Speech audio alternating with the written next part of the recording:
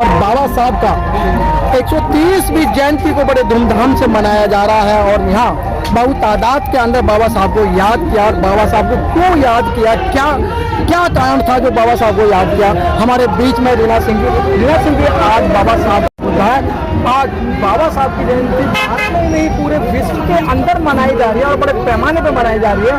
तो बाबा साहब ने ऐसा क्या काम किया था जिसको महिला बड़े स्तर पर मना रही है? पहले तो मैं अपने पूरे देशवासियों को बाबा साहेब भीमराव अम्बेडकर की जो 130वीं जयंती है उसकी शुभकामनाएं देती हूँ और सबको धन्यवाद भी बोलना चाहिए, क्योंकि जो हमारी महिला शक्ति है आज अपने आत्मनिर्भर, जैसे कि पढ़ाई हो गया, बाहर निकलना हो गया, जैसे कि जहाँ तक कि हमारे देश की प्रधानमंत्री तक हमारी जो महिलाएं बनती हैं, वो हमारा फ्रीडम किसने दिया है? बाबा साहेब ने। देश की जो लेडीज जो फ्रीडम है वो बाबा साहब की देन है। बिल्कुल, ये हर एक नागरिक को जितना भी फ्रीडम जो भी हमारे संविधान में जो लिखा है वो सिर्फ बाबा साहेब ने हमें राइट दिए हुए, और ज्यादा की महिलाएं, जबकि हमें पढ़ने तक का वो नहीं था, अधिकार नहीं था कि हम पढ़ें भी, और हम कि क्या कहते हैं समाज में मर्दों के साथ बैठने का भी हमारा अधिकार नहीं था। जो अधिकार है वो हमें बाबा साहेब ने दिया है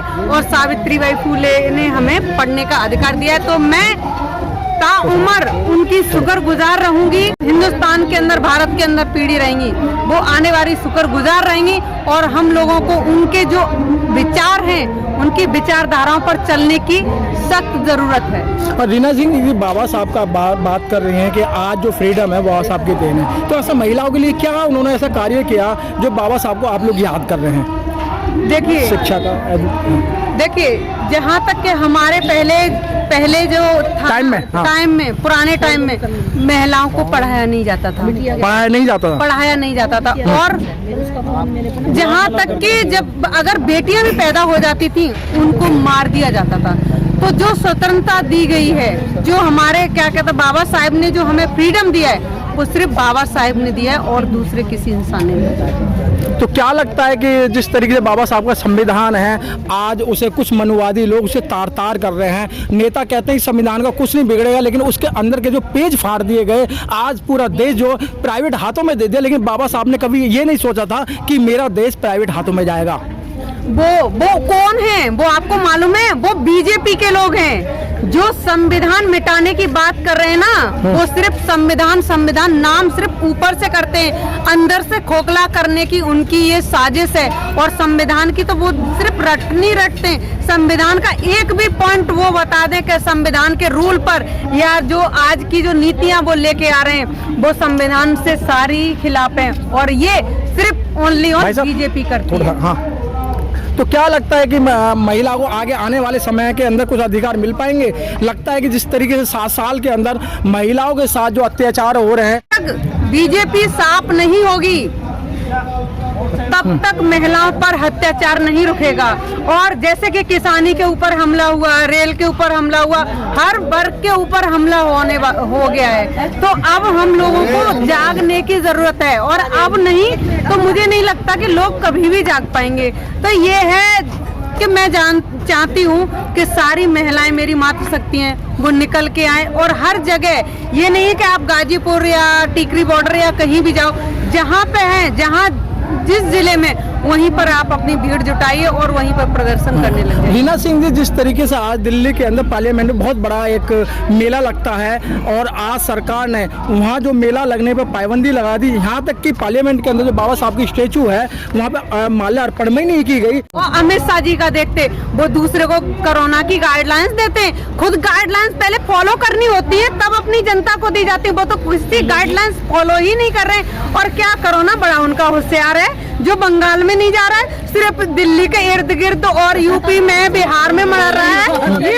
ये इनका मतलब जैसे ईवीएम इच्छाधारी हो गया था, वैसे भी इनका कोरोना भी इच्छाधारी हो गया। रीना जी, आप इतना बड़ा ब्लेम लगा रही हैं, जो ईवीएम को इच्छाधारी बता रही हैं, कोरोना को भी आपने एक नया नाम दे दिया, क्या आपको डर नहीं लगता है? मुझे काहे का डर? और ये डर हम सरकार में बैठाने वाले लोगों से हम डरेंगे, जो हमारे 7% 3% लोग हैं, हम इनसे क्यों डरेंगे? क्योंकि जनता जनार्दन होती है, जो बिठा सकती है तो वो गिरा भी सकती है। हम इनसे बिल्कुल डरने वाले नहीं है। हम सीना ठोक के बैठे हैं गाजीपुर पर, और जो चाहे कर ले वो, और नहीं हटेंगे जब तक ये 3 काले कानून वापस नहीं होते, तब तक हम हटने वाले नहीं है। ये कितनी भी अपनी रणनीति बना लें, क्योंकि अब तो कोर्ट भी बोल रहा है कि जी के थैले में सब कुछ डाल बेच के सब कुछ थैले के अंदर बंद कर लिया इन्होंने। तो इनके थैले की जांच करना, मेरे भाइयों सब लोग सुन लो, इनके थैले की जांच करना बहुत जरूरी है। आवाम कहेगी मैं तो थैला उठा के चलता बनूंगा, वो तो आपके लिए 18-18 घंटे काम कर रहे हैं मैडम। एक बात बताइए, मैंने तो नहीं देखा आज तक, आपने देखा कि 18 घंटे काम करते हैं? वो तो सिर्फ पूरा दिन तो घूमने में लगा देते हैं, चुनाव में लगा देते हैं, कहाँ से काम करते हैं। और रही थैले की बात, थैले में देखो इन्होंने नोटबंदी डाल ली, नोटबंदी कर ली थैले में, और इन्होंने रेल भी बेच के थैले में डाल ली, जीएसटी लागू कर दिया, और इन्होंने स्वास्थ्य, और जो हमारे स्कूल भी थैले में डाली, और BSNL भी अपने थैले में डाली। बताओ इनका थैला कैसा है भाई? ऐसा कौन सा थैला जो बढ़ता ही जा रहा है? पूरा देश थैले में डाल लिया है। तो भाई बस अब हो गया, बस अब मोदी जी अब घर घर मोदी ना होंगे, अब तो हर मोदी भागो मोदी होंगे। अब घर घर मोदी ना होंगे, अब भागो मोदी होगा। लेकिन मैडम अभी चुनाव के अंदर आप देख रहे हैं कि उत्तर प्रदेश का मॉडल देने जा रहे हैं। योगी जी कह रहे हैं हम उत्तर प्रदेश का मॉडल देंगे बंगाल के अंदर। उत्तर प्रदेश के अंदर इतना अच्छे काम कर रहे हैं उन्होंने।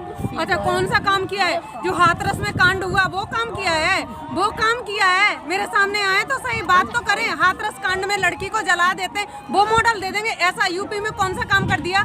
सड़कें देखेंगे ना आप मेरे साथ चलो, यूपी की रहने वाली हूँ, मैं इनकी असली हकीकत बताती हूँ। गुंडा राज है वहाँ पर, गुंडा राज, ठीक है। ये बंगाल को स्वर्ण बंगाल बनाने जा रहे हैं। पहले यूपी को तो बंगाल बना लो, पहले दिल्ली को तो बना लो, जिस क्षेत्र में उसको तो बना लो, और जिस क्षेत्र में बीजेपी की सरकार है वहीं पर गुंडा राज है, वहीं महिलाओं के ऊपर अत्याचार। Press the bell icon on the YouTube app and never miss another update.